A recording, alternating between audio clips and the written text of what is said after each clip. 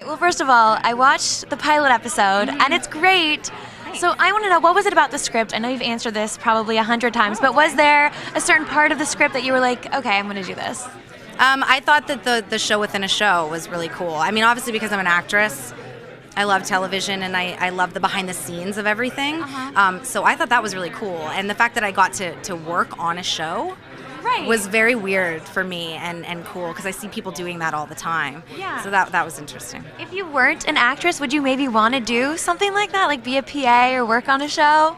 I don't think I would want to do that. No, I definitely love to be involved in behind the scenes in some way, like producing or because I love television and movies. But not the researcher.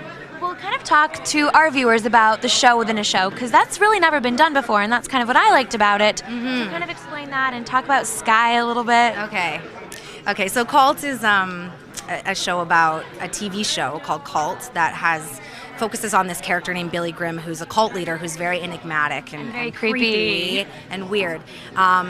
And people are obsessed with this show and are starting to get overly obsessed to the point where they're recreating crimes that are happening on the show in real life. I'm a researcher on the show, and I start to notice that that's happening and asking questions. And as I ask questions, I realize that no one really wants to talk about it, and why is everyone shooing me away?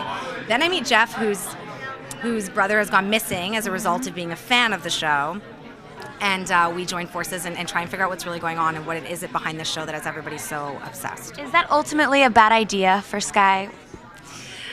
Maybe. I mean, I think she's just too curious, though. I mean, her dad was a reporter and a journalist, and she needs to know what is really going on. And I admire that about her, that she refuses to take no for an answer. Yeah, absolutely. Yeah. Talk a little bit about Sky and Jeff's relationship, because where's that going?